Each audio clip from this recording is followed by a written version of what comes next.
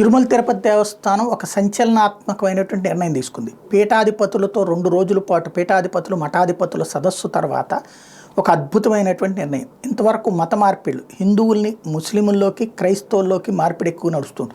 ముస్లిముల్లోకి మత మార్పిళ్ళు తక్కువ, పెళ్ళిళ్ళను అడ్డుపెట్టుకునేనో సంథింగ్ అట్లాంటి వాటిలో జరుగుతూ ఉన్నాయి.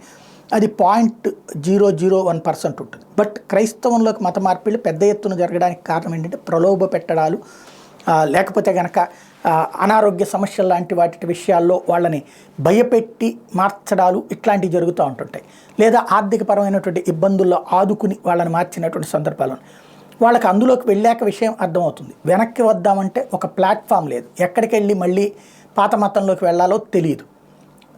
చర్చిలు అయితే కనుక మతం మార్పిడి చేయడానికి ప్లాట్ఫామ్స్ పెట్టుకున్నాయి, కానీ దేవాలయాలకు అట్లాంటిది లేదు. మొట్టమొదటగా తిరుమల తిరుపతి దేవస్థానం ఆ ప్లాట్ఫామ్ ఏర్పాటు చేయబోతోంది. ఇకపైన ఇతర మతాల నుండి హిందూ మతంలోకి వచ్చేటటువంటి వాళ్ళకి తగినటువంటి కార్యక్రమాలు నిర్వహించి హిందూ మతంలోకి స్వచ్ఛందంగా వచ్చే వాళ్ళని ఆహ్వానించాలి. దానికి తిరుమల తిరుపతి దేవస్థానం వేదిక ఏర్పాటు చేస్తోంది పీఠాధిపతుల సూచన మేరకు. ఇది సంచలనాత్మకమైనటువంటి అంశం. జగన్ సర్కార్ని క్రైస్తవ ముద్ర లేకపోతే కనుక ధార్మిక వ్యతిరేక అంటూ ప్రచారం చేసుకుంటూ వచ్చారు. ఖచ్చితంగా రామతీర్థం విషయంలో నేను విభేదిస్తాను. అట్లాగే గుళ్ళని కూల్చివేతకు సంబంధించి ఏదే విగ్రహాల ధ్వంసం విషయంలో సరైనటువంటి దర్యాప్తు చేయలేకపోయినటువంటి ఈ 2 అంశాలని ఖచ్చితంగా మొట్టమొదటి ప్రస్తావించింది నేనే, విభేదించేది నేనే. ఇప్పటికీ దాన్ని అందులో నేను తప్పుపడతాను. బట్ ఈ చర్య చాలా అద్భుతమైనటువంటి నిర్ణయం.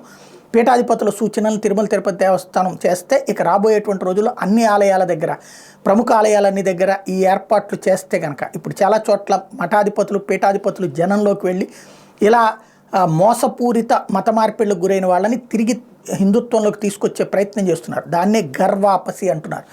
ఈ గర్వాపసికి ఇక్కడ చట్టబద్ధమైనటువంటి ఒక ప్లాట్ఫామ్ ఇచ్చేందుకు తిరుమల తిరుపతి దేవస్థానం సిద్ధపడటం అద్భుతమైనటువంటి ఆలోచన. రాబోయేటువంటి రోజుల్లో ఇది మరింత ముందుకు వెళ్ళాలని కోరుకోవాల్సి ఉంది.